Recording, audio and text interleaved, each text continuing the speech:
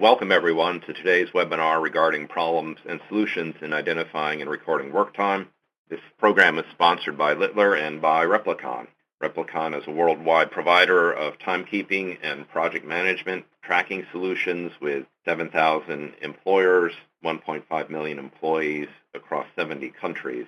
With me from Replicon, who I'd like to welcome to this program, is Praveen Krishnan, Senior Director in Project Management with Replicon. And towards the end of the program, Praveen will talk to you a little bit about how some of the problems that I identify can be solved through various timekeeping solutions. For those of you who we haven't met before, and of course meeting these days is a bit of a euphemism as it seems to include speaking on the telephone, I'm Brian Dixon. I've had the pleasure of being the co-chair of Littler's nationwide wage and hour practice group. I've been with the firm for a bit of a while. I've started practicing wage and hour law before it became fashionable, and my interest goes both to counseling employers and representing employers in litigation to writing on the subject. I've written and edited the Wage and Hour Answer book, which is a great reference, contributed to 2 American Bar Association treatises, and also contributed to the California CEB book regarding wage and hour law and practice. And in addition to enjoying writing about this subject, what I enjoy most really is sharing my knowledge with employers and helping them problem solve around the kinds of issues that we face today. We're going to start off with a number of basic concepts, and then we're going to talk about how different activities intersect with those concepts in order to make issues around work time. So going to the first part and the concepts, we want to realize that an employer has a non-delegable duty to keep an accurate record of hours worked. Well, what do we mean by non-delegable? If you make an employee responsible for keeping a timesheet and the employee does not do so, isn't that the employee's fault? And the answer is no, it's your statutory obligation to have an accurate record of an employee's hours of work, and if that means you have to watch over the employer, you need to do so. You can, of course, discipline an employee who fails to carry out an assigned duty of keeping an accurate record of his or her job, but that doesn't get you off the hook in terms of paying the employee accurately. One recurring question in this regard is, what happens if an employee just doesn't send in the timesheet?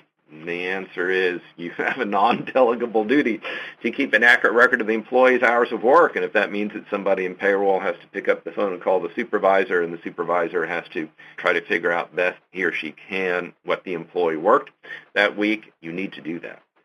Not providing a paycheck because the employee failed to provide a time card is not really compliance with your obligations under the law.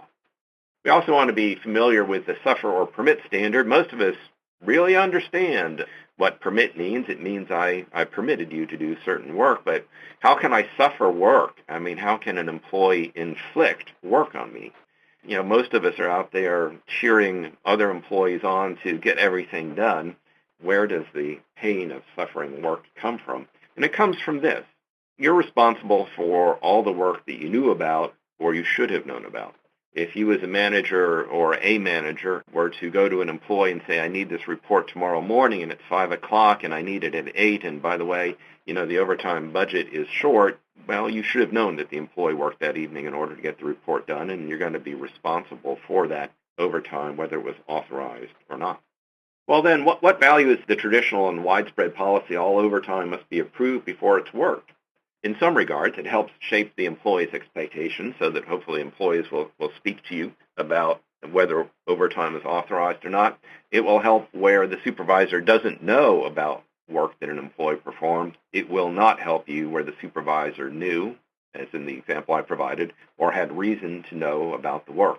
And there are cases which are successfully defended on the basis that the employer didn't suffer or permit the work. One example was an assistant grocery store manager who claimed a great deal of overtime after his employment ended on the premise that he had spent hours in the dusting and restacking cans and displays so the store would be immaculate. He admitted he had never reported the time, and he then admitted that his manager didn't know about the time because in his zeal, he did much of this after the store had closed and after everyone else had gone home. And the employer was not liable for that work because it did not know about the work, nor would it have any reason to know about the work. Closely related question, which I run into fairly often, is can an employee volunteer work without pay? I mean, work can actually be enjoyable. Employees can actually want to help out, both out of their own interest and perhaps even when the labor budget doesn't have much room for extra help. But again, if the employer knows about the work, the employer either has to stop the work or pay for the work. In other words, the employee can't waive the benefit of the wage and hour laws. I sometimes translate that into that saying that there are three things in life you really can't avoid: death, taxes, and overtime. One of the challenges that we have if we're an employer that stretches across multiple states is that we have to comply with federal law and with state law. We probably have some sensitivity to that. If we stop and think about the list of all the sources of obligation, it's a little bit sobering because we have to comply with federal law, the law of the state in which we're doing business. These days, local living wage ordinances, which are becoming more and more common. Any collective bargaining agreement we think of as a source of obligation. An individual contract, if one exists, that I promised you this, even if it's in a handbook, as long as you've promised it and the employee accepts the promise by performing the work, you need to comply. And government contractors, service and construction contractors to the federal government, construction contractors to state governments assume special prevailing wage obligations which they have to fulfill. And we can be somewhat taken aback by that, but quite frankly, you're asking the same questions at each level of analysis under each source of obligation. All we really want to do is remember to think through federal law, state law, local law, CBA contract, government contract. And one thing that I'll point out just as a tip is that many employers and most importantly employees think of a collective bargaining agreement as the be-all and end-all of all of one's wage payment obligations, but we often run into issues with respect to whether a collective bargaining agreement provides appropriate compensation. I think the most recurring example is a collective bargaining agreement may say that overtime will be 1.5 times the base rate of pay, but if that excludes shift differentials, lead person premiums, and other premiums, you may be undercalculating your overtime rate. What do we need as a time record? Well, under federal law and the laws of 48 states and the District of Columbia, you only need the number of hours worked in a day. That would be 8 if an employee worked 8 hours, 9.25 if an employee worked 9.25 hours, or 7:21 if you're keeping time in hours and down to the minute. In California and Connecticut, we need clock times as well. California requires the times at which meal periods begin and end to be recorded unless all operations cease at the same time. Basically, that's the concept of the factory whistle blowing and everyone stopping to eat from 12 to 1. But in today's world, how often does everyone sit down to eat at the same time? By the way, one might ask, how often does anyone sit down to eat anymore? One question that I get from employers who don't have a system for recording actual clock times in, for example, 2 states that required is, so what? What if I don't have a record of clock times? The challenge is that if you don't fulfill your statutory, non-delegable obligation to keep an accurate record of employees' hours of work, and an employee proves that whatever record you have is inaccurate, the burden of proof shifts to you to disprove the employee's claim.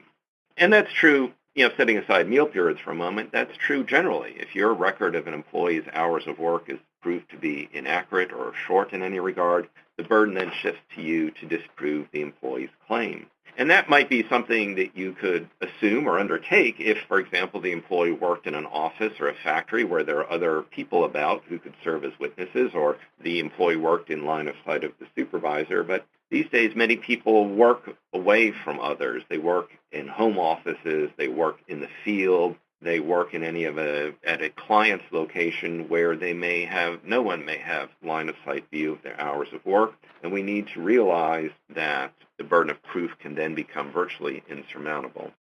One lesson here, of course, is that you want to make sure that employees record their time daily to ensure that you're getting an accurate record.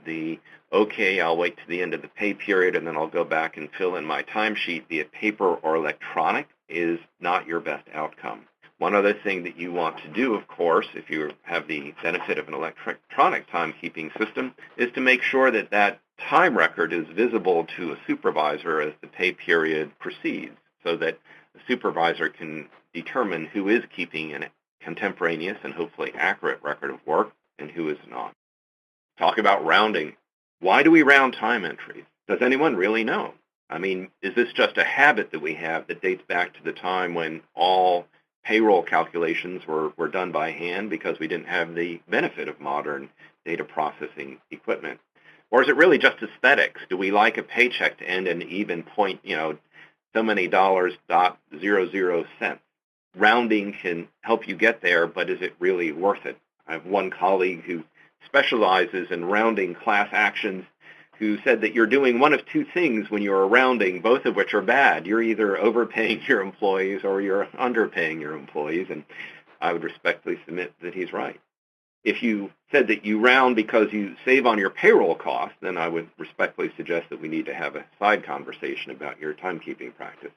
You can round in a variety of different ways. You can round to the nearest quarter or tenth of an hour. You want to realize that you can't round to any increment of time larger than a quarter of an hour. You can round each time entry, the beginning time entry, the ending time entry for the day, or you might round the total time for the day. You want to think carefully about rounding meal periods, because the meal period is usually a statutory minimum 30 minutes. Illinois only requires a 20-minute meal period, but under federal law, we want to remember a meal period, in order to be uncompensated time, has to be at least 30 minutes long, and you have to be relieved of all duty during that period of time. To be uncompensated time in Nebraska and California, you have to be free to leave the premises during your half-hour meal period. How can rounding get me in trouble with respect to meal periods? And the answer is, if you stop and think about it, you could turn a 17-minute meal period into a half-hour meal period if you round the beginning time back to the hour and round the ending time forward to the half hour. So rounding your meal period times is an outcome that can conceal failure to provide meal periods and can lead to a wage claim, possibly a class action, or a Department of Labor audit. Rounding ultimately is permitted so long as the benefit and burden fall equally on the employee and the employer. In other words, the overpayments and underpayments should average out to zero. And you might say, well, gee, my time clock generates this nifty report of rounded time. What do I have to worry about? And the answer is, you should know that every electronic timekeeping system that I know of actually keeps a record of the exact time, down to the hour, the minute, and in some cases the second, of when an employee punches in or out. And in the rounding class actions I've handled, that's exactly what plaintiff's counsel looks for. That underlying record, compares it to the rounded time, and then wants to know where the cumulative effect falls. And, I have to say that there are some favorable decisions on rounding out there. And they're interesting in the sense that some courts will say if some employees are overpaid and some are underpaid, that shows that overall all the employees are on average paid, the employer and the employee are sharing the burden. But I think if I was one of those employees who was underpaid, I might quarrel with that. I'd say my employer or my supervisor, for example, required me to show up 10 minutes early or 5 minutes early from a rounding point of view, or rounding to the nearest quarter hour, in order to open the store. And there's, a systematic skewing of my time, which means that I was always underpaid in that regard. And I think one of the observations made in one of the most recent rounding cases is very important, and that is the court said, not only do I, the judge, want to see that some people came out a little bit ahead and some people came out a little bit behind to have a net zero, I want to see that if you look at different periods of time for a single employee, the employee will come out ahead or come out behind, so that there's some sense that the individual employee is not systematically underpaid. And there are ways that rounding can go astray.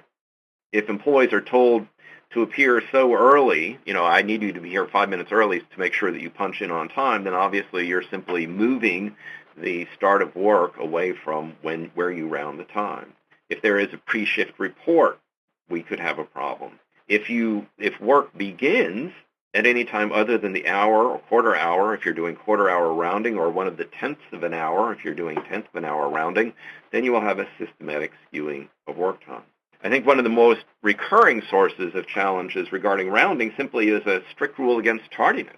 If we say you can be disciplined if you are so much as a minute late because this is a time-sensitive operation or you have to relieve another employee, then we know that employees can punch in early and be rounded forward to the hour, but no one's really going to punch in late and be rounded backwards. This is the source of a somewhat humorous incident with one client recently, where the local facility received a new corporate handbook, and it said that employees who punch in more than 7 minutes late will be disciplined for being tardy, and the client was saying, "What do you mean 7 minutes late?" When we talked through the matter, it turned out that the corporate office had anticipated that excessively strict penalization of tardiness would affect rounding. There's a closely related concept that we want to know of as a punch window, and that is if I punch in, for example, up to 10 minutes before the shift, my time will be rounded up to the hour, regardless of whatever other rounding rule we have, on the notion that I've punched in to signify my appearance at the job, to avoid having a line back up at the time clock, but I really won't start work until the hour. Well, that's fine as long as you can demonstrate, and of course it's not going to be in a written record, that the employees really didn't start work until the hour. So you'll always have a question of fact if you use a punch window as a means of trying to adjust for either employees arriving early and starting work when the shift starts, or employees punching in and then having some distance to walk to the work area. And I think your solution there really is more time clock. And I would have to say that it would be one of my major recommendations to any employer, and that is keep time to the minute, use more time clocks, have the time clocks closer to the work area, and you'll be able to sleep soundly at night and worry about more important things than rounding rules. Well, how accurate do we ultimately need to be? Will the law really worry about, quote, mere trifles, unquote? And at least in theory, or at least according to the Supreme Court, we don't worry about mere trifles. But the number of times that I see work time being de minimis, we really didn't have to trifle with it as a defense, is disturbing. And quite frankly, if you are raising, oh, that's just de minimis time as a defense, you are basically on the ropes. What does de minimis time consist of? It really is defined by three factors: the administrative difficulty in recording the time, the amount of time at issue, and the regularity of the activity at issue. And I have to say that courts have been quite forgiving on occasion, depending upon your judge, so to speak, of the amount of time that can be excluded. In some cases, courts have forgiven employers up to 10 minutes per day. But you need to realize that as the amount of time at issue gets longer, the courts become much more affirmative about there being some administrative difficulty in recording that time.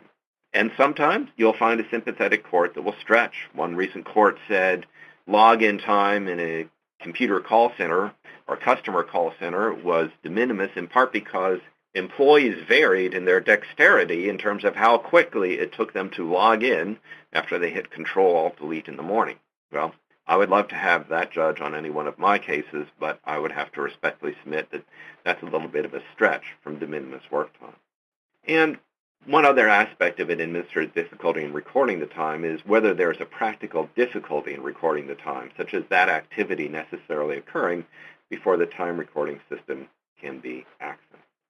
But as said, if you're relying on that time is so de minimis as not to be trifled with as a defense, you are on the ropes.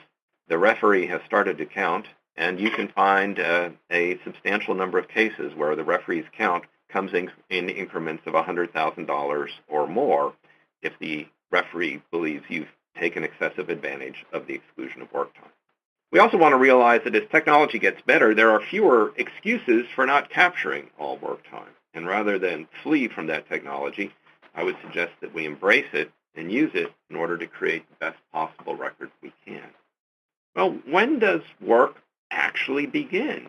And, one of the great mysteries of wage and hour law, of course, is that Congress wrote the Fair Labor Standards Act in 1938, the worst year of the Great American Depression, defined the minimum wage, defined overtime, both driven by hours worked. And if you look in Section 3 of the Act, you can find a list of definitions where there's a definition for virtually every letter of the alphabet, except we're missing a definition of work. Well, it's only one of Congress's several lapses in drafting the statute. And work, the definition of work was left to the courts, and the Supreme Court struggled with it and initially said work is physical or mental exertion, primarily for the benefit of the employer. And then that evolved a little bit, and that is the work can actually be doing nothing, such as an employee who's told, show up and wait, I need you to be here so I can immediately get you going when the process starts. So the physical or mental exertion need not be burdensome. And this eventually evolved into a Supreme Court decision in the 1940s where the Supreme Court said that walking time from the time clock to a work area was work time. And that aroused the ire of Congress, which then passed the Portal-to-Portal Pay Act. And the FLSA, the Federal Overtime Law, has to be read in conjunction with the PPA, or the Portal-to-Portal Pay Act, to understand your obligations. One thing that the PPA introduced was the concept of the regular workday. And I don't mean workday in the sense of 7 consecutive 24-hour workdays add up to a work week. I mean workday in the more conventional sense of I have to be paid for all my time from when my day begins until when it ends. Something a layperson might think of more akin as a work schedule. And the rule of the PPA is that once a workday starts, all of an employees are work until it ends. And there are some exceptions, of course, that spring to mind. Meal periods would be. Travel to work is generally not work time, but, once travel falls within the regular workday, from a job to job, it becomes work. And one example of how the workday is important is a case concerning bus drivers who worked a split shift. They were busy in the morning getting people to work and to school, and they would have a gap in the middle of the day, and they'd be busy in the afternoon and early evening getting people home from shopping, work, and school. And the court said that, and the bus drivers had to get to the spot from which the bus left, which wasn't the bus garage, was wherever that bus happened to be en route, so they could relieve another driver. And the court said getting to that initial starting point of the bus route in the morning and getting home from the end of the last bus route in the afternoon is not work time. But then the court said the intermediary travel at the end of the morning split shift and before the afternoon split shift was in fact work time. So we can see how the rule changes based upon whether the activity falls within the workday or not. And we want to be aware that courts are reluctant to find gaps in the regular workday apart from meal periods and relatively long periods when employees are relieved of all duty. In some cases, courts have said 2 hours or more would be needed in the way of a break before that regular workday would be interrupted and you would have a period of uncompensated time. We'll see some applications of the regular workday as we proceed with this morning's program. One other thing that the Portal-to-Portal Pay Act tried to do was to provide a little shape around where exactly does the workday begin and end, and the Portal-to-Portal Pay Act excludes preliminary and post-preliminary duties. That, of course, again, left the courts a little bit high and dry, and they struggled with that. The Portal-to-Portal Pay Act also excluded walking, traveling, riding, as long as it was before or after the regular workday. But we get trapped in something of a circle. We're still left with where does the workday begin? And again, we'll be talking about that in a few minutes. Could Congress have given us the circular definition? They did, and the courts have struggled. The Supreme Court's initial formulation was that a preliminary and post-preliminary duty could not be one which is integral and indispensable to an employee's primary duty, such as a butcher sharpening a knife. Courts have, and I think each circuit court across the United States has a different idea of exactly what should be considered. So we have 3 factors: whether the activity is required by the employer, whether it is necessary to perform the work, whether the activity primarily benefits the employer. And there's some really great examples of that in some very recent cases concerning security checks. Take, for example, an employee who works in construction and is working at an airport and has to go through airport security in order to reach his or her job site. Do we have to start paying the employee from the point at which that security check occurs? The court's analysis, well, the security check isn't required by the employer, it's required by the Federal Aviation Administration. Is the security check necessary for the employee to perform his or her duties? Well, in a sense, yes, because you have to get to the job site, but we all necessarily have to get out of bed in the morning in order to go to work, so it's not really necessary in the sense that it's part of the job. And whether the activity primarily benefits the employer, here it doesn't. It really just means a little more hassle for the employees and perhaps a delay in work being started. And, the employer would prefer, setting aside concerns of national security, that there were no security checks at all. So in 2 cases, that kind of a security check has been found not to trigger a start of the workday.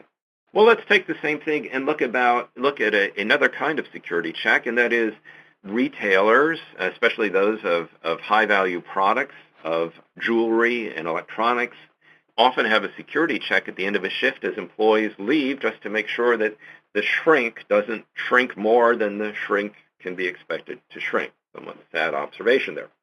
And often, because a bag check has to be done, some scrutiny has to be exercised, the shift ends at the same time for everyone at once, lines can form, and it might take 25 or 30 minutes to get through security.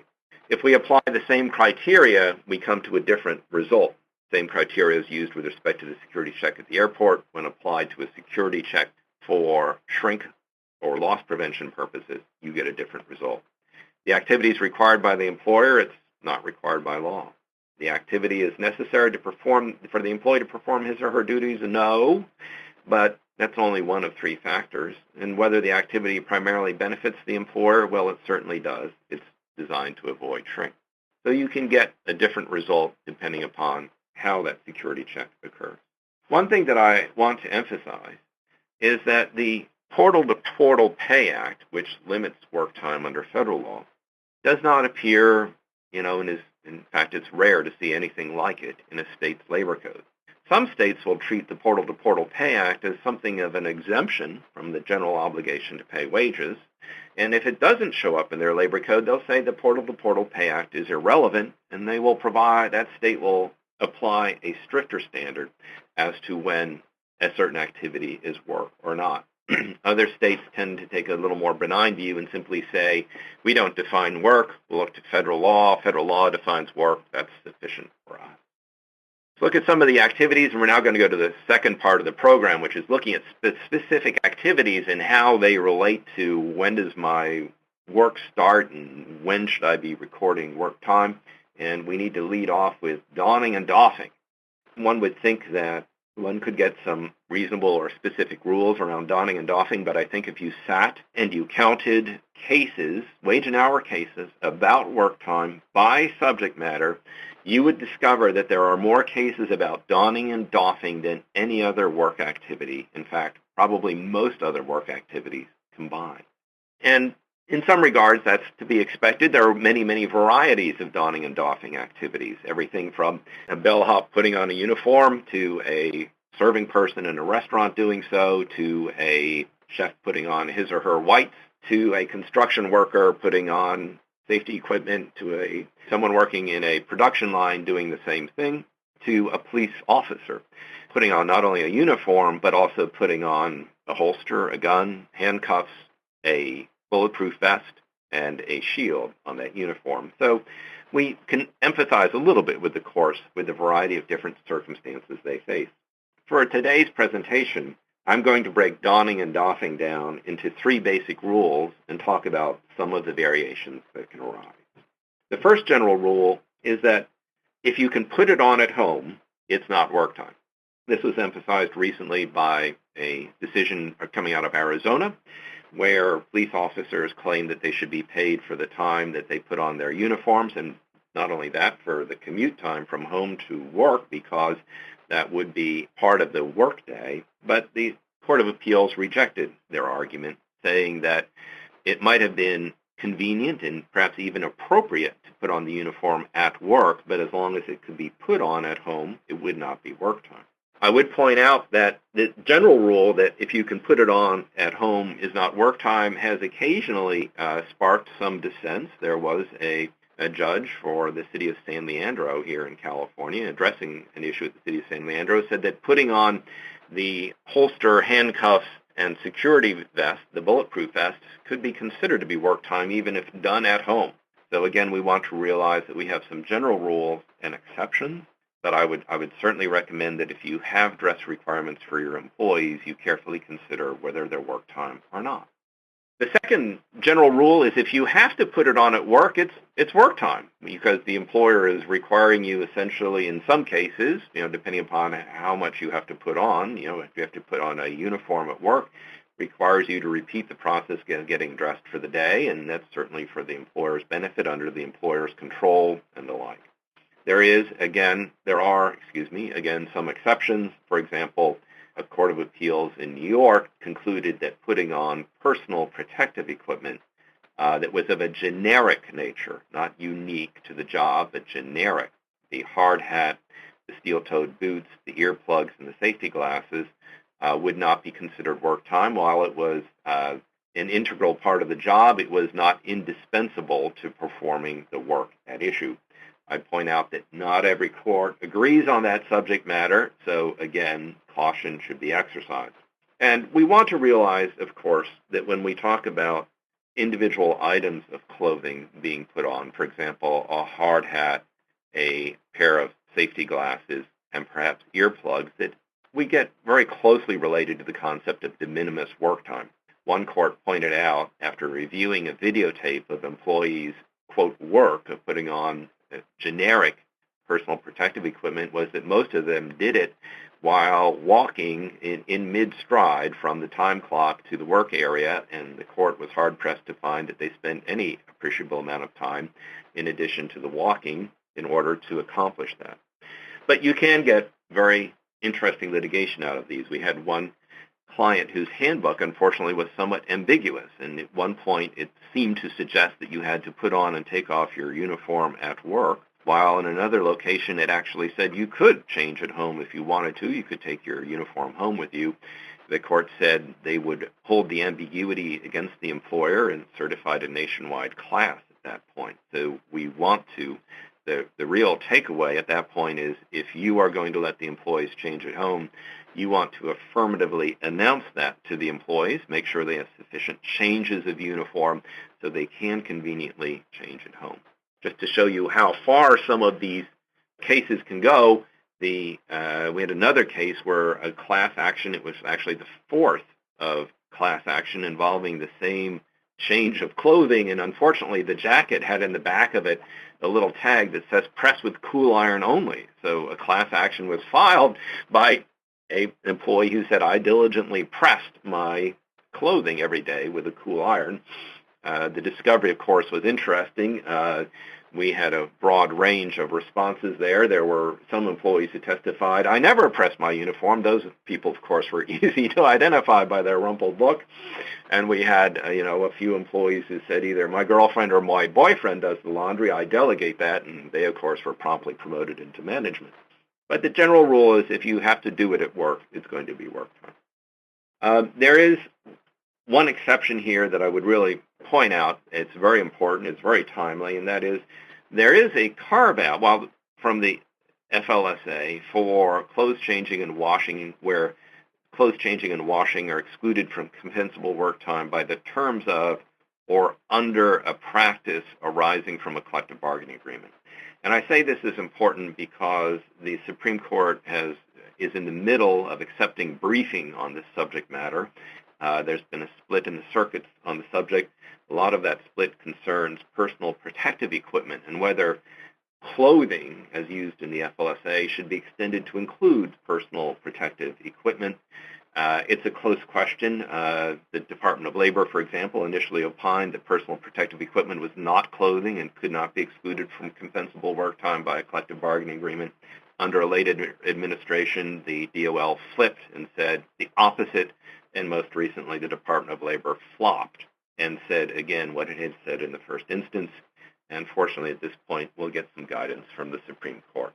The third and last general rule is that changing and showering that are made necessary by the job itself is considered to be work time.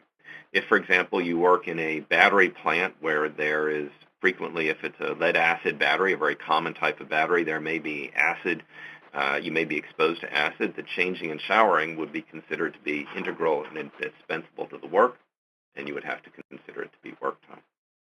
Where exactly does the workday start in other regards? And you can get an exceptionally close scrutiny as to even what appear to be incidental activities. For example, I had a Department of Labor audit where housekeepers picking up keys at the security station was argued to be the beginning of their workday, and the issue, of course, was that the housekeepers had to walk some distance at this resort in order to get to the housekeeping office where they would punch in. And we have arguments persistently with the Department of Labor, where a construction employee goes to the employer's yard in order to catch a free ride on a company truck to the job site, so the employee doesn't have to pay the gasoline cost of getting to work in the morning, but the employer makes job assignments in the yard in the morning, or says, okay, this is what we're going to do today. Even those kinds of things can be considered to be starting the day. So the rule really here, again, is more time clocks, more places, closer to the work is a good thing. One other thing I'd point out is, we might sit here and think, well, geez, isn't picking up the key sort of a de minimis activity, and how long does it take for a foreman to say, look, you're going to go to the ABC job at the corner of 1st and 2nd Streets, and it's de minimis. But in one of the more recent Supreme Court decisions about clothes changing, donning, doffing, and de minimis, there was a throwaway sentence which said that a trial court could consider not only the alleged de minimis activity, but walking and traveling after that activity to see if in total there was the de minimis doctrine should apply. So we do want to be very sensitive to the fact that de minimis activities are if you're defending a case on the basis that the activity is de minimis, you're essentially moving backwards and not forward. What about walking time? Well, the Portal-to-Portal Pay Act clearly excludes walking time before and after the regular workday from compensable work time. And again, we get back to, okay, when does the workday begin and end? And we know that just punching in the time clock under the Portal-to-Portal Pay Act doesn't trigger the start of the workday. But again, we want to look back at some of the activities we've talked about and think about them as whether they start the workday. Donning and doffing a uniform, or perhaps that hard hat, those glasses, and the earplug. Getting instructions from a supervisor, picking up keys, loading a vehicle in particular. A recent case addressed that. Booting up a computer. There are innumerable call center cases that concern booting up a computer, and we need to appreciate that if that is found to be work time, again, the walk time could be triggered or turned into compensable work time. There's another very interesting and recent case that turned a little bit of the regular workday upside down, and it involved walking to a meal period. The court pointed out that walking from the time clock to the place of work within the employer's facility was not work time. The employees complained that they had a long walk back to the lunchroom, and that their meal periods were therefore not 30 minutes long because the meal period was measured from when they left the work area. And in a case which I think is a very good case to keep in mind as an example, the court said the walk time from the work area to the lunchroom would not be counted against the meal period under federal law. The plaintiff at the last minute threw in, but under Nevada law, they have a more strict standard. And the court remanded to the trial court the issue about whether the walk time shortened the meal period such that the meal period would be compensable work time under state law. So we see a little bit of a variation there on a court's interpretation of what is the regular workday and what activities within the regular workday are work time under federal law. And we are reminded in a very important way that states can vary from federal law as to what is compensable work time. Let's talk about travel time and commute time for a moment. And here, when I talk about travel time, I'm not talking about the special one-day trip out of town, or as some of my clients do, they will on occasion fly a non-exempt employee a long distance, either to Europe or the Far East, in order to perform some key site. Key activity. What I'm talking about is travel on, for example, a company bus to a job site. And that kind of travel is not work time, even if it's of a very substantial distance. In a case arising out of Texas, field workers who had to go to a particular location to get on a company bus to be taken to whatever field they were working in on a day did not have to be paid for that time, even though it was a 2-hour trip in each direction. We can, of course, turn that travel time on the bus into work time, and it's very common in travel time cases to see allegations that while sitting on the bus, the foreman would hand out instructions for the day. The safety meeting for the day or the week or the month or the quarter would be conducted while on the bus. That instructions would be handed out that had to be read. And of course, if we want to preserve that travel time as non-work time, we want to affirmatively advise supervisors not to use that travel time for any other purpose. Commute time, and we can think of commute time in two senses. One is commuting in my personal car to work. Is that work? And, in the general scheme of things, no, it's not work. But where work is more and more mobile and can be performed at home as well as other places, you do see cases where employees argue that driving from home to the office or to my work site is work time. And the continuous workday rule applies, so what looks like the home-to-work commute is really job-to-job commute.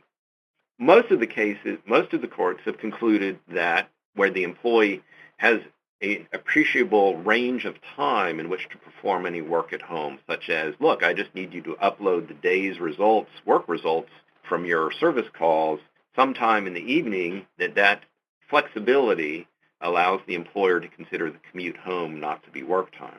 But that tells us something very important, and that is we never want to write a policy that says, for example, I want you to check in by phone or by email or to log in immediately before you leave the house to see what the day's job assignment is, because you might turn the commute into work time. Similarly, if you say, I need that upload to occur as soon as possible after you get home, you should walk in the door and give me that information, you jeopardize being able to consider the commute home as non-work time. And there's another variation here, and that is the worker whose job is to work at home. And there, the Department of Labor has, for example, taken the position that remotely based workers, someone, for example, in the insurance industry, claims review, for example, who works at home 5 days a week, has a home office, and their travel away from that home office to, for example, the once-a-week in-person meeting in the company's office building is working while traveling to that meeting. Similarly, there was a case in Massachusetts where insurance adjusters who were home-based and who rarely saw the office, they would get their assignments for the day, they would file their reports all from home, they would go out and meet insureds who had had accidents and sympathize about the loss and talk about the cost, were working while they were commuting from their home offices. And in that case, those were home office-based employees. The plaintiff, for example, testified that he would do an hour or two of work online in the morning, then go see his insureds and their damaged cars, and then come home, and he inevitably worked for an hour or two in the evening. So his claim, of course, was that he should be paid for the commute both ways. And again, the practical suggestion there is that if you do need to have such an arrangement, you might think about making sure that all the work falls on one side or the other side of the day. The second aspect of commuting is commuting in a company vehicle, and under the Portal-to-Portal Pay Act, use of a company vehicle to commute is not work time, as long as the employee incurs no cost in the operation of the vehicle. The vehicle is the type that is used for an everyday commute. It's not a big, heavy truck with a crane on it. And the commuting is in with the normal commuting radius of the employer's office. You do need, again, to watch things such as logging in to get my work assignments, uploading my results of the day. We want to know that that exclusion, that special exclusion under the Portal-to-Portal Pay Act, extends to activities incidental to the commute, but we don't have a lot of guidance around incidental. I think you're much better off if you're using such arrangement to make sure that all administrative work is performed using the air card during the regular workday, and we really limit what happens at home. Again, we want to be sensitive to the fact of both state law and federal law. In one of the really favorable cases under the Fair Labor Standards Act, the federal overtime law, the court said that a field service technician who drove from his home to various service sites in the course of the day was not working under federal law, where the employee, even though the employee could not carry any passengers in the vehicle, very common insurance limitation, had to go straight from home to the first job, couldn't run any personal errands, had to monitor the cell phone while on the way to the job, was still not working under federal law, but remanded that case because state law might consider that same commute to be work time. And that can be an issue in a variety of states. Washington, for one, is much more expansive in considering commute time and travel time to be work time than are many other states. Recording remote work, work at home. Well, work at home was homework when we were in high school, and now it's just work when we do work at home. We do want to make sure that we can accurately record work at home because it still is work. And having a timekeeping system that gives you the flexibility of remote time entry, of course, is a good thing if we're expecting employees to have that flexibility. We don't really want to have an employee having to make little handwritten notes on Post-its and bring them to the office to remember to write down what I did last night. You may have seen, cases about BlackBerry time and smartphone time as work time. The challenge with those cases as class actions, the challenge with plaintiffs, of course, is that employees vary very substantially in what work they may be expected to do or actually do in the evening or on the weekend. Just checking the phone occasionally for messages is likely to be de minimis. But people don't check phones for messages and then don't do anything about the messages. So once we roll over to please check, then we need to expect that there's going to be some additional work. And typing on those little bitty keyboards is certainly very time-consuming, especially if you want to eliminate all the typos. So if you're expecting non-exempt employees to be checking their remote devices or their devices when they're remote from the office, make sure they know that they can record the time. Your maximum vulnerability, of course, would be creating a sort of unspoken expectation that thou shalt check the smartphone and having at the same time an unspoken expectation that you don't really record that time because it's sort of de minimis. We just need to be realistic about if people are expected to check their work remotely, they should be given the opportunity to record the time. And if you're feeling that, hey, our minimum timekeeping increment is a quarter of an hour, and why should I pay a quarter of an hour for what may be 5 minutes of work? The 5 minutes can add up, especially if an employee is expected to regularly check their phone, and you might be thinking about it'd be better to record or round your work time in tenths of an hour rather than quarters of an hour.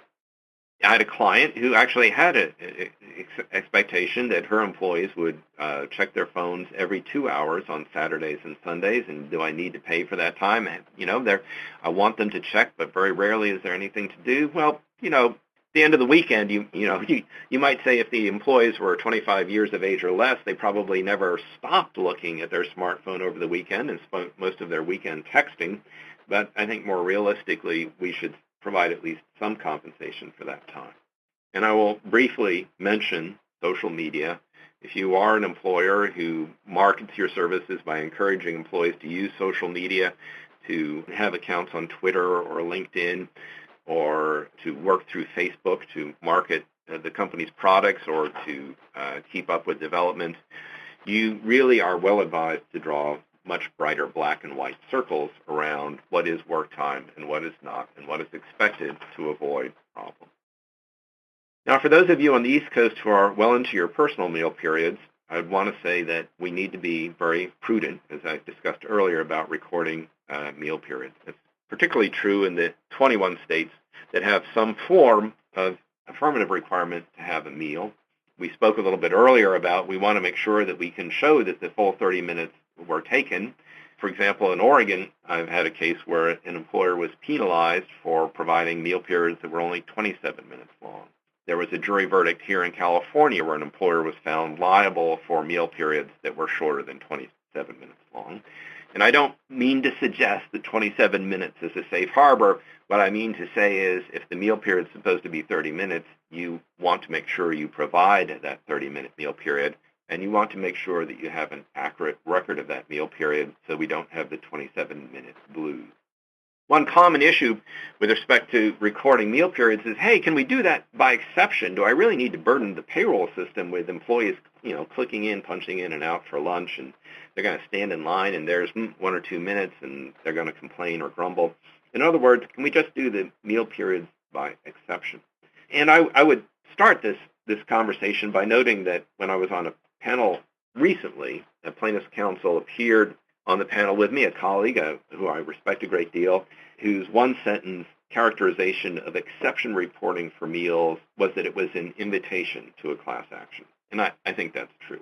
There was a recent favorable case out of the Midwest on, I think it was Missouri, on exception reporting for meal periods. The court said you can actually do it and it's okay, but you have to have a well-disseminated policy. You also have to well-disseminate the exception process. And I, the court, the judge, better well see that employees can readily use that in order to claim missed meal periods. And in that case, the court's orientation was more whether this should be a class action or not. Certainly an employee who felt coerced into not taking a meal period could file an individual claim. What about rest periods? Do we want to record rest periods? And I would say as a general rule, no. simply because if you say, I want you to record every rest period in the half dozen states where rest periods are required, employees are inevitably just not going to get there. It's too burdensome. You're not going to be able to have a complete record. In fact, what's going to happen is you're going to create an adverse record because those employees who just don't want to be bothered and don't punch in and out for the rest periods will be creating a record that could be used against you. That's not to say that rest periods are to be ignored from a timekeeping point of view, and I will point in particular at two states. Here in California, of course, if you do not provide the required number of rest periods and meal periods in the course of a day, that is, provide the opportunity to take them, you have to pay an extra hour of pay at the regular rate of pay for 1 hour for however many rest periods are missed and 1 hour for however many meal periods were missed in the day. That is, missed in the sense that the opportunity was not provided. So obviously, your timekeeping system has to have some means of recording missed meal and rest periods, and you have to pay that 1 hour pay on a timely basis, or you get, another, famous California double whammy. You not only have to go back and pay for the missed meal and rest periods, you have to pay civil penalties for failing to pay all wages when they were due. We also want to be sensitive to a related but very different rule arising out of a Supreme Court decision from Washington in October of last year, where the Washington Supreme Court said, without any particular statutory requirement for a penalty, that if an employee missed a rest period, the employer didn't provide the opportunity for the rest period, the employee should be credited with an extra 10 minutes of pay. So if 2 rest periods were required in a day and 2 were missed, the employee would actually have to be considered to work 8 hours and 20 minutes. And that 20 minutes could count towards overtime. So when we look at Washington, of course, we need to know that we need a timekeeping system that will allow us to record missed rest periods so we can pay the additional increment in work time. Well, assuming that we don't want to record every rest period, what is it that we would like to have from an employee? And I think you want to have from every employee a certification that the time card is complete and accurate. And certifications can come in any of a variety of means. At a minimum, I think you want a certification that I accurately recorded all my time for this period. It would be nice if it went on to say, and I have not, just as a reminder, I have not performed any work off the clock, which would be considered to be work time. And certainly if we're concerned about meal periods or rest periods, we would want to have that certification go on to say that I was provided all of my meal periods and rest periods, and I either took them or waived them voluntarily, or I accurately recorded above or on my record when I missed a meal period. So the third evolution there really is to become more specific, and of course, you're probably thinking more legalistic, but if your certification can cross-reference your policy about meal periods and rest periods, you're just going to have a more robust certification. And of course, then we're thinking about what can the timekeeping system do for me in this regard? Can it generate a pop-up? Can I have an electronic signature? And yes, an electronic signature would work. Speaking of meal periods and rest period policies, we want to remember that most of us think of the Brinker Restaurants decision in California as a positive outcome for employers, but one of the little plaintiff type barbs in it is that if your policy as to meal periods or rest periods is deficient, then a class can be certified. And again, we want to remember that there are 21 states that have meal period requirements. A subset of those states have rest period requirements. They vary materially. New York, for example, has very complex timing provisions as to when meal periods are to occur. Oregon has a special notice that has to go to an employee if an employee is going to work on-duty meal periods. And then we get the range all the way down to Wisconsin, where meal periods are recommended, but nothing more. But, perhaps Wisconsin relies upon that internal time clock, the stomach, for saying when it's time to eat. Another good thing to have in any certification, of course, is to have a simple statement that I know that I can contact human resources at, this email address or at this phone number if I have any questions about how I should be paid or any concerns about how I was paid. And I would strongly recommend that sign appear next to the time clock if you can't generate it electronically in an electronic timekeeping system. It is certainly a prudent idea to keep as many possible issues within the company. And let's talk about editing time, especially in, you can edit time both on a paper time card and in an electronic timekeeping system. Years ago, I can remember doing an administrative hearing where an employee claimed that he or she had not been paid for all of his or her work time, and the employer had used whiteout.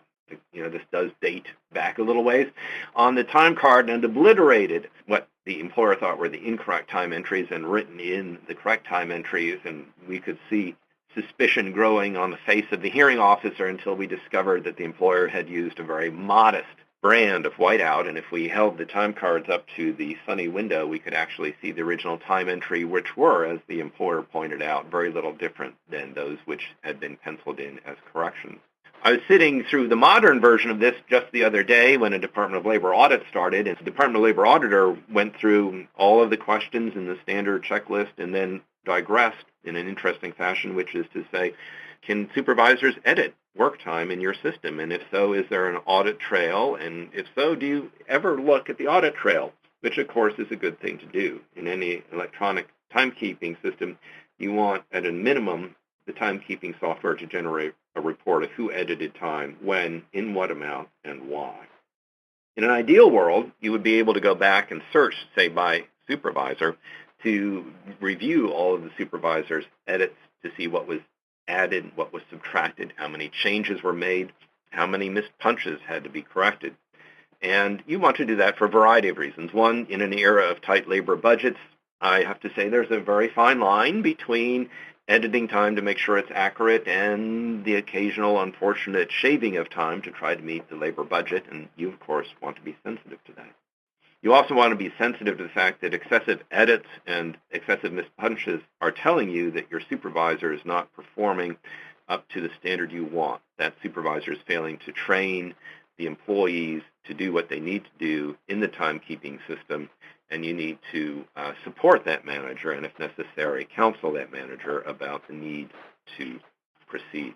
One last observation I would have is in all of the cases that I've had regarding rounding and off-the-clock work, whenever I interview the supervisor, if there's a missed punch, the supervisor inevitably says, and I entered the scheduled end of the workday. It always seems to be the end of the workday that's missed from a punch point of view. And quite frankly, the supervisor should be checking to see if, in fact, that was the end of the work time for the day. Putting in the scheduled work time is, in many regards, just a little too convenient. Record retention. Well, what drives record retention, of course, is the need to respond to wage claims. And we want to realize that under federal law, the basic record retention period is 2 years for all time cards, but the 2-year statute of limitations can be extended to 3 if the employee alleges, as the employee inevitably does, that the violation was willful. So keeping the time cards for 3 years is well advised. As we look around the United States, we want to be extremely sensitive to the fact that the state statute of limitations can be longer than the federal statute of limitations, and we have to plan accordingly for keeping records of work time and compensation. The longest statute of limitations for a wage claim is 6 years, but when we stop and think about that, that can be a very long period of time indeed. I have one case now pending in Kentucky where plaintiff argued that Kentucky's 14-year statute of limitations for claims on contracts should govern a wage claim, and you can imagine the challenge of going back 14 years to determine whether someone did the work and what they were paid for the work, and was the supervisor 14 years ago still with us, retired, or perhaps gone to the great beyond, shall I say. And lastly, we want to think about providing records to employees upon request. Again, it's very important for the employer to be able to respond effectively to an employee regarding records, to keep any dispute enclosed within the company, or at least initially raised within the company, so that it might be most conveniently resolved within the company. Some states do have statutory mandates to provide those records, but quite frankly, if an employee ever approaches you and says, I'd like to review my pay records, I would comply, and I would say, tell me what's troubling you. Let's sit down and talk about it. and again, resolve it before the employee feels sufficiently frustrated that the employee looks for outside counsel.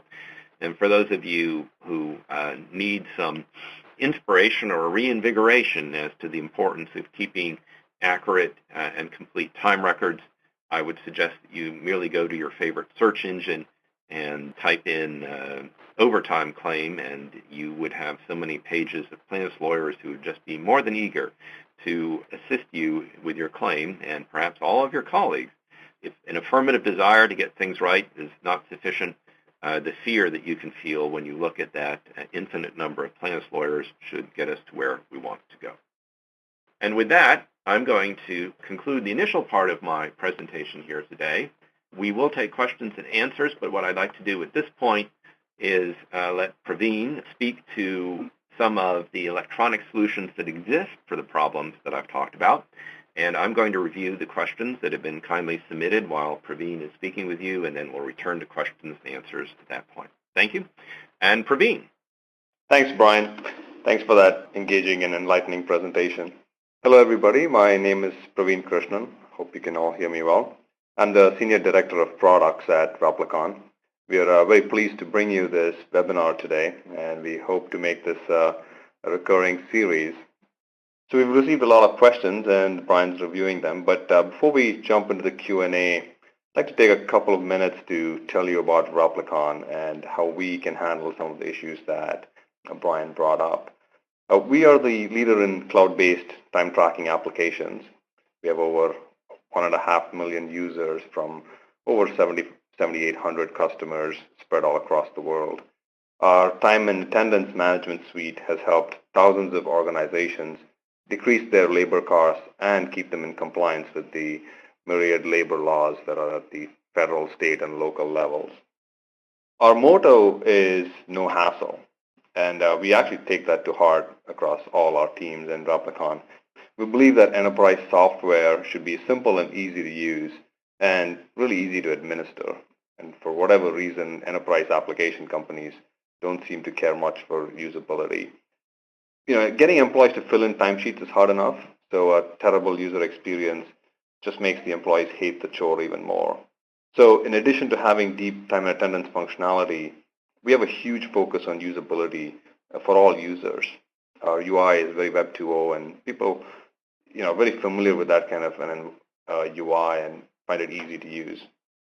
Replicon is a true cloud application, so our application scales based on load. Updates are quick, and you're always on the latest and greatest version.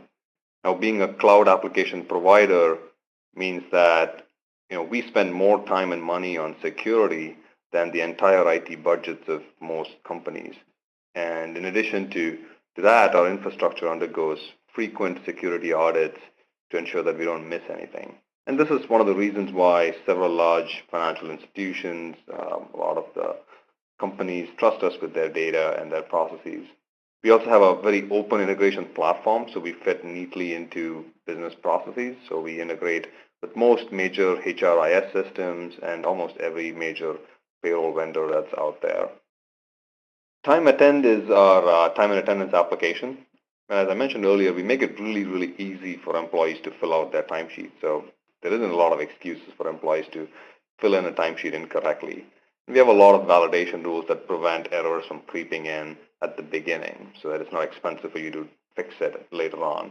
We have a very configurable rules engine where all kinds of overtime rules can be configured. So any kind of state, federal, local, collective bargaining type of rules can be set up in the system. In addition to that, we also have the ability to automatically flag meal break violations, things that Brian brought up. You can very quickly track when somebody is not taken their meal like they're supposed to and address it quickly. Now, of course, we have a full-featured set of mobile applications that are available on iOS and Android. And on these applications, you can fill in timesheets, request time off. Supervisors can very quickly approve timesheets, time offs, and expenses. And it's all fully integrated with our application suite. Now, for companies using expensive time clocks, and I say expensive because most of them are expensive, we offer a very unique solution, and we call it the Replicon Cloud Clock. It's an app that gets deployed on an off-the-shelf tablet. So, like a Galaxy tablet or an iPad. An employee, once it's deployed, it could be set up anywhere in the premises. And employees walk up to it, flash their ID cards, it registers a punch, and takes a picture. So now you have a photo audit trail that can deter buddy punching without the need for complex and expensive biometric readers. Now, the entire solution that we offer as a Replicon Cloud Clock is at a fraction of the price of a regular time clock that you probably have. And you get buddy punch protection, time entry, time off management, and a lot more functionality. With the low cost of tablets these days, typically less than $200, you can afford to put these clocks all around the office. Plus, these tablets aren't ugly gray boxes that you have to hide in the back room, so they also look good at the same time. So that's very quickly about what we do and what we have. So our applications, in addition to tracking hours for payroll, we have modules that let you track hours at the same time towards departments and products and such, so that you can do cost management and so on. We also have a separate module that you can use to track time off for your exempt employees, which does accruals and things like that. So with that, we do have some questions for you. So Keith would be putting up a poll on your screen. We'd be really interested to hear from you. And if you'd like to learn more, please contact us, and we'd be happy to talk to you. And I'd like to turn it over to Brian for our Q&A. Thank you. Great. Thank you, Praveen. And I think the increased flexibility of electronic timekeeping, again, is something that you want to make your ally and not think of as your enemy. And certainly, I would say, as I've said for years, that the answer to many of the timekeeping questions we've talked about is more time clocks closer to workstations. It's not time clocks too far away. There are some fascinating questions to look at. One is, what do we do about overtime exempt employees? Can we require them to punch a time clock? And I have a couple observations on that. One is, if you're thinking that the number of hours that an exempt employee puts in and their punctuality and their departure are really the most important things about that employee, sounds to me that that's more of a non-exempt employee than an exempt employee. I generally recommend or find it appropriate for an employer to keep track of attendance for exempt employees, in the sense of you fill in times that you are absent so that we know if we have to pay you vacation pay, sick leave, jury pay, or the like, and not track hours. Where employers have tracked hours for exempt employees, and because the tracked hours generally don't impact an exempt employee's pay, often the employer sort of gets hung by that when the employee files an overtime claim, because the employee has been inflating their hours and the employer hasn't done anything about it because it never impacted anything, and the manager of that employee was too busy to look or question what was going on.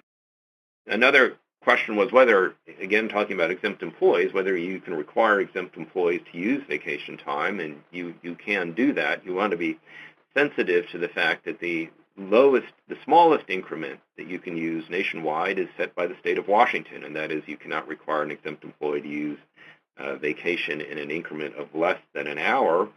There's a case in California that looked at half-day use of vacation time. I think if you read that case fairly, it would allow you to force the use of vacation time in smaller increments of less than half a day. The federal courts, looking at exempt status and salary pay questions outside of California and Washington, some have said you can require an exempt employee to use vacation in increments of as little as a quarter of an hour. One good question, which I think is important to focus on, was can you deduct time from an employee's time card if you feel the time was padded? And you can correct a time card in order to make it right, but I had a recent case here in California that emphasized the crossover between accurately paying an employee and a public policy wrongful termination claim, because an employee was ultimately terminated for claiming that she had missed meal periods where the employer felt that she was not telling the truth. The problem is, a request to be paid is really basically fairly analogous to any other legal demand on the employer, aka whistleblowing, in the sense that unless the employee lacks a good faith belief in that claim, you could conceivably be retaliating against the employee. Let's assume a black-hearted supervisor, a hypothetical supervisor who keeps denying an employee's request for small amounts of overtime, even though the supervisor knows the employee is working the overtime and needs the overtime because the supervisor just doesn't get the rules right, and the employee is eventually disciplined for falsifying that time card. Well, it doesn't take much to see that employee was really fired for claiming to be paid for what the employee is entitled to be paid. So my point really is we have to approach employees' alleged padding of time or misreporting of time very cautiously because it does have a crossover into wrongful termination litigation. There were a number of questions about what do we do with small amounts of time at home. And let me go back and touch on that one more time. Basically, as long as an employee can perform that work, when he or she generally chooses, it's not tied to as soon as you get home, right at the end of the commute, or just before you leave in the morning. The recent run of court decisions has been that that's okay. The regular workday ended when the employee left work and started the commute home. If the employee has to do something at any point of their choice in the evening, it's not going to make the commute compensable. Of course, if the amount of work, and there were a couple of questions about, well, what happens if I call an employee at home? Do I have to pay the employee for the time? Well, two thoughts on that. One, legally, we look at the de minimis doctrine, and it's 3 requirements. How often does it happen? What's the administrative difficulty of recording the time, and how much time is really at issue? And if on the 3rd Tuesday of August, you called an employee at home and chatted with the employee for 5 minutes about something that was left undone in the office, and it didn't happen otherwise, you could well consider that to be de minimis. But on the practical side of things, if you want the employee to answer the phone when you call in the evening at dinner time, perhaps, you'd want to pay the employee for the time. You would just want to be able to say, hey, it's work time. I've engaged you. I've asked you to do something for me, and, pay whatever reasonable increment of time is appropriate. There were a number of questions about what do I do with employees who punch in really early?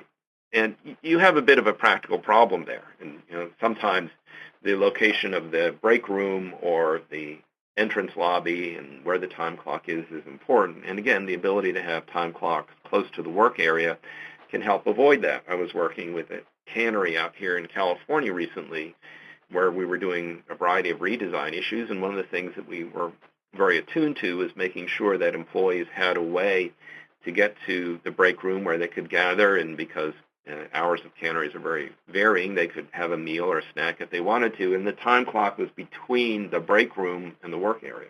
So employees could arrive early, do whatever they wanted to do, but the setup was such that you had to go somewhere else. And quite frankly, if someone's showing up early and they're starting work early, you got to pay them for the time. I had the same wrongful termination case that I spoke about briefly was originally, had to do with other issues, but then the supervisor volunteered in the middle of her deposition that, she always showed up early and she'd start work, and that was one of the problems, that she would always show up early. And the next question, of course, was, well, did you pay her for the time? And the answer was no, and a wrongful termination case became a wage and hour case. So if you don't want to pay for the time, you need to make sure the employee is not working. It's your affirmative burden to get there. Number of questions about short meal periods. What happens if employees go back to lunch early? Technically, in an omniscient view of the world, you probably would not have a legal liability if somebody left a little bit early. It was their choice to leave the lunchroom. They'd finished lunch, and they just wanted to go back to work because they are that kind of person. The problem is, years on, if that employee falls out of love with his or her employer, which inevitably happens at some point, by termination, resignation, layoff, or retirement, you have a record of short meal periods. Some employers actually have gone to lockout systems where you cannot punch back in from lunch until you've taken your full 30 minutes. And if you have a large dispersed workforce, that might be the best answer for you in the program. A couple of other questions about being called at home for brief periods of time. One was, does that trigger reporting pay? Because there are a number of states. California, there's reporting pay in Oregon for minors only. There's reporting pay in Washington, D.C., New Jersey, 1 hour. Washington, D.C. has a very burdensome reporting pay statute. New York is similar, 4 hours. New York is like 4 hours at the minimum wage, so if you're paying an hourly rate, which is well above the New York minimum wage, you shouldn't have an issue. And then you see reporting pay in the New England states as well. In fact, I think most of the New England states have a reporting pay statute, so very interesting geographic dispersion there. Does it call at home trigger reporting pay? I would say no. Interestingly enough, I've not been able to find definitive guidance on that subject. I did talk to the New Hampshire Department of Labor about that issue. I had an employee for a client who complained to the New Hampshire Department of Labor, and their initial position was, yes, just calling the employee at home would trigger reporting pay, but we managed to negotiate our way through that for a variety of reasons and never had to force the issue. So definitely a good question. When we talk about meal periods, and that's a little bit, we'll go back to it's a very sensitive issue, especially for those of us in California, where the state of California called it 1 hour of pay premium pay, but we all know it's a penalty. A waived meal period for California purposes means that the employee could have timely, that is, before working more than 5 hours for the first meal, before working 10 hours for the second meal, taken the full half-hour off-duty, uninterrupted meal period when the employee was free to leave the premises. And if the employee is offered that opportunity and declines it, or decides to take the meal period late, or decides to take a short meal period, technically that's a waived meal period. And that's, but again, you don't want to create a record of someone always taking 15-minute meal periods and then have to sort out later whether that was voluntary or not. I will use the word preach. I preach to employers that the best record that meal periods were provided is that they were regularly taken and accurately recorded as being the full half hour long. If you have a small working environment, close working environment in a department of their few employees, you might cut a little slack from that. But quite frankly, if you have a large workforce, dispersed workforce, your policy should be the state requires, and this should be true in any state of the 21 states that require meal periods. The state requires meal periods, and it is our policy that you will take one for your health and welfare and relaxation and be able to return to work refreshed. Let's see, there were a couple of questions that went back earlier into the program and issues that had been raised and I think addressed as we went along. Some asked for repetition of some of the materials, and I think at this point, as we're coming very close to the end of the program, I'd like to thank Praveen very much for his support and sponsorship of this program. I'd like to thank Keith Upton for hosting the program on behalf of Littler. I'd like to thank Adam Roth, an associate here at Littler, who did a great deal of work to help prepare the program. Thank you.